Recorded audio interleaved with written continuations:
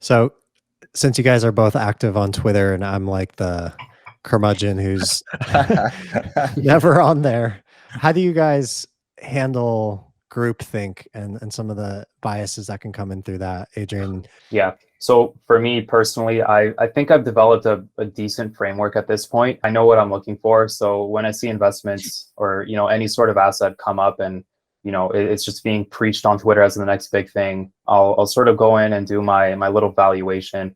Most of the time it's just a very simple back of the napkin valuation approach, entry multiple, revenue growth, put a margin on that, exit multiple. I will always, always, always factor in a sizable contraction on the multiple. So I don't want my investments to ever be driven by any sort of multiple expansion or even the multiple just staying there, right? Because over time, companies do slow down, and I want to factor that in. Even if the company might be growing like crazy, I do want to factor that in. That's sort of my margin of safety. If it doesn't meet that requirement, it's a no-go for me. So I think from a psychology standpoint, that's just sort of my framework. It's a quick filter for me.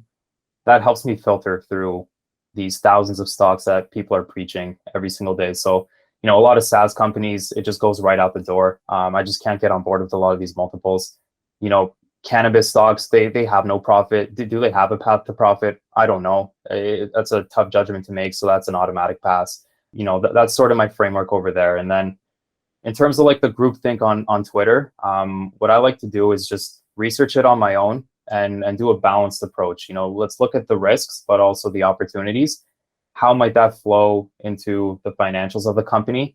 And then what I've been trying to do, and sometimes it's really difficult, but what I try to do is I try to delay, when I make a decision to buy something, I try to delay that by a couple of days or a week, or even breaking that purchase up over time. And that's actually something that I did with Intercontinental Exchange. I finished the research on Stratosphere, and I really liked the company. And I purchased my first tranche of the stock. It was a small position, maybe 1%. And then I realized as I was doing more research that I probably don't understand it as much as I should. So although, it's glorified on Twitter, even though it's not talked about much, there are people that have positions in that. It was just difficult for me to get on board. And so I sold the position, probably a moderate loss, or I broke even on it, I think. But those are sort of my filters. Just running the numbers very quickly, trying to instill a margin of safety off the bat, and then taking my time with purchases. There's no rush. Opportunities are always there, so you don't need to be the first one in. You can be the second one in or the third one in, and you can do okay. Yeah, you don't have to swing at every pitch. I think the way that I kind of look at it, and I like a lot of the things that Adrian is saying.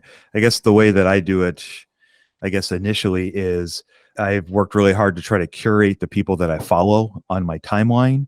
And then I also got some suggestions of creating lists that are people that I like and follow. And so I have somebody like Adrian in my list. And so every time Adrian posts something, that's something I see.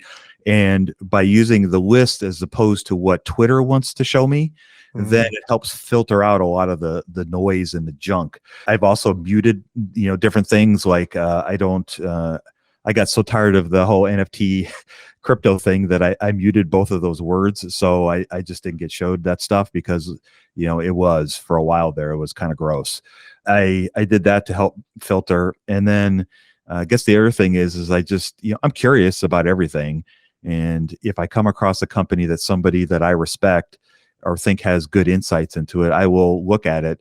But so far, I think I've only bought one company, maybe two, from my time with Twitter, but it was only after doing, my own research, not basing it on what somebody, told me to do. I have plenty of speed bumps in my way to prevent myself from just, getting super excited about, flavor of the day on Twitter and moving away from it. The other thing that it helps with the lists that I found is every day that there's a news cycle of whatever particular thing it is, whether it's, the interest rates going up or something political or something like that, then all of a sudden all the experts, the daily experts show up and start telling you about whatever it may be. And it can get really noisy.